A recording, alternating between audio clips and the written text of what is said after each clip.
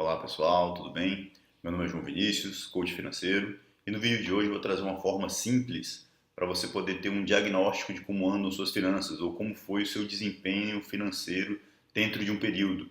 E quando eu falo um período financeiro aí que geralmente aborda 30 dias. Ele pode ser igual ao período do calendário ou ele pode ser uma parte de um mês e uma parte do mês seguinte. Isso vai depender muito de como é o seu fluxo de caixa, né? Como é que é as suas receitas. Se você recebe muito perto do começo do mês, faz sentido você avaliar como o mês seguindo o calendário. Se você recebe no meio do mês ou mais para o final, aí seria pertinente pegar ali o primeiro dia sendo o dia que você recebeu e o último dia, um dia antes de você receber de novo.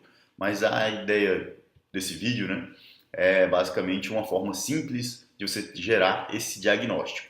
Então eu vou compartilhar a tela aqui do meu computador, mostrar um passo a passo do que você pode fazer para você avaliar se está gastando demais, se está gastando de menos, se a conta está fechando no final do mês, se ela não está fechando, quanto está faltando para fechar e o que você pode fazer para fazer a conta fechar, né? Porque o nosso objetivo aqui é ficar com a conta no azul, no positivo, não é só a conta fechar e sim fazer sobrar um pouquinho para a gente ter uma margem de segurança, ter uma gordurinha financeira e para poder investir também.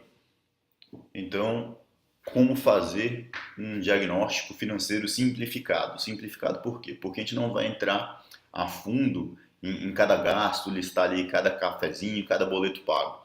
A gente vai fazer uma análise macro das contas para simplesmente chegar à conclusão se a conta daquele mês fechou. E aí, se ela não fechou, a gente vai investigar por quê mais minuciosamente, mas aí já foge um pouco do propósito desse vídeo.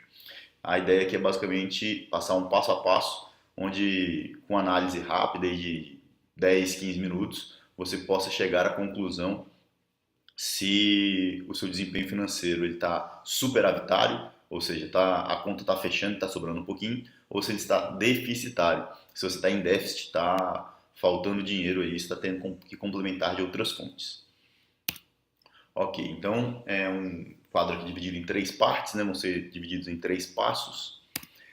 O primeiro deles, você vai fazer uma lista dos seus custos fixos, né? Então você vai fazer uma tabelinha mais ou menos assim, uma coluna com despesa, uma coluna com o valor dessa despesa, outra coluna com o vencimento dessa despesa.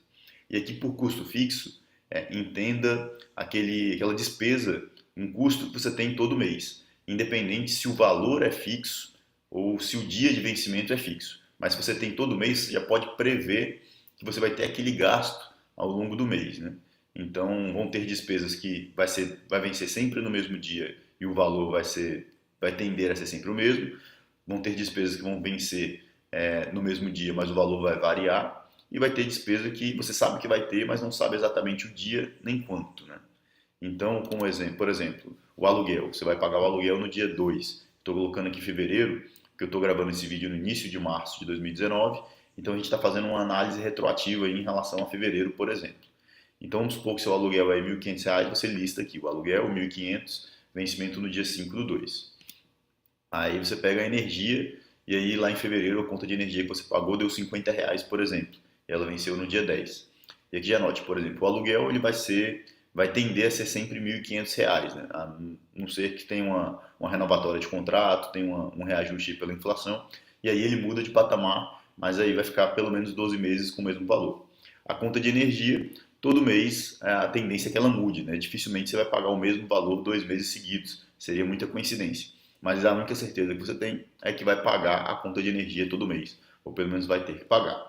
E assim você vai listando todos os gastos fixos, né, que você pode prever, despesa aí com condomínio, com academia, se você paga uma faxineira para te ajudar em casa, coisas do tipo.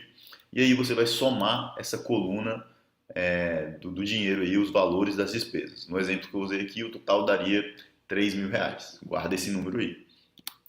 O segundo passo é organizar o cronograma financeiro do mês.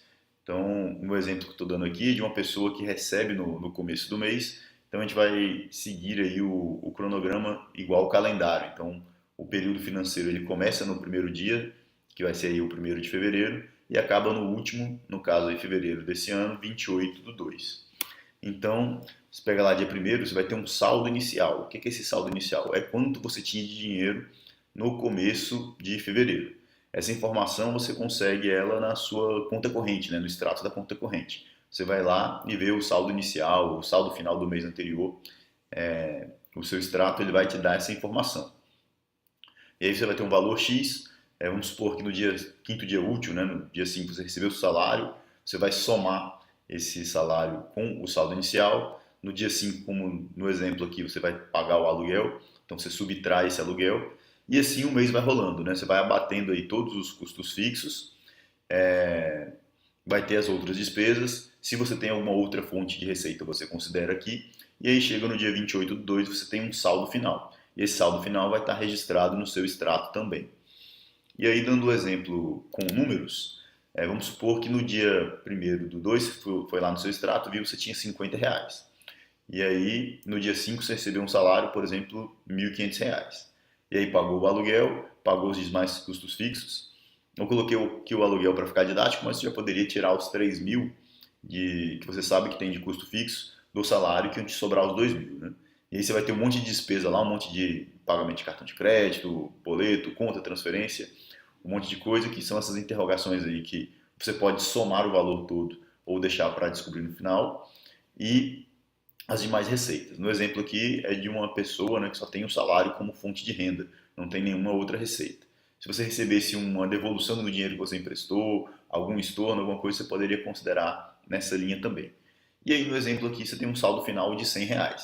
Então você tinha um saldo inicial, entrou um dinheiro, saiu o dinheiro e no final ficaram R$ 100. E a diferença entre o saldo final e o saldo inicial é exatamente o que vai dizer como é que foi a performance do seu mês aí em relação às suas finanças. Então a gente chega no terceiro passo, que é a análise. O saldo inicial ele pode ser maior, menor ou igual que o saldo final. Se o saldo inicial ele for maior do que o saldo final, quer dizer que faltou dinheiro no mês. Ou seja, você tinha um saldo, entrou um dinheiro e foi saindo dinheiro até que o seu saldo ficou menor do que ele era no começo, né? O saldo final ficou menor do que ele era no começo. Isso quer dizer o quê? Que faltou dinheiro ao longo do mês, né? Você gastou mais do que recebeu. A outra hipótese é ser igual. Então, tudo que entrou, saiu, ficou no 0 a 0. E a terceira hipótese, que é o que a gente quer buscar, é o saldo inicial ele ser menor do que o saldo final. E aí, quando isso acontece, por que aconteceu?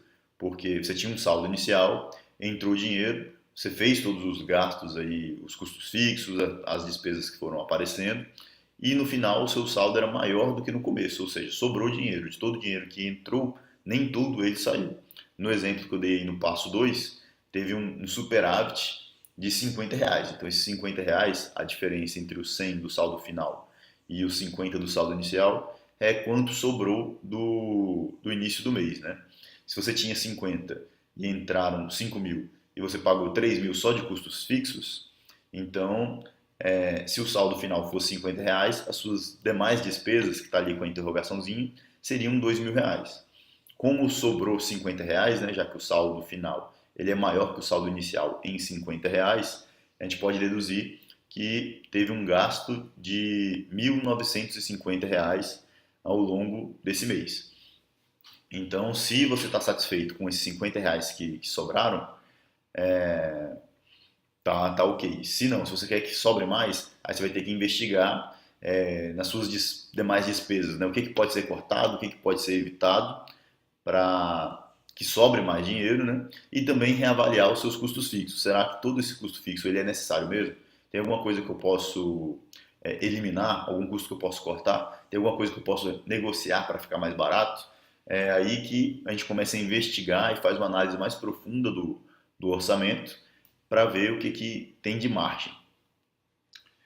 Então é isso aí, pessoal. Espero que tenha ajudado. Tentem fazer isso no mês logo que passou aí fevereiro. Aproveitar que março ainda está na primeira metade, já passou o carnaval, já acabou as desculpas. Está na hora de se preocupar em organizar a sua vida financeira.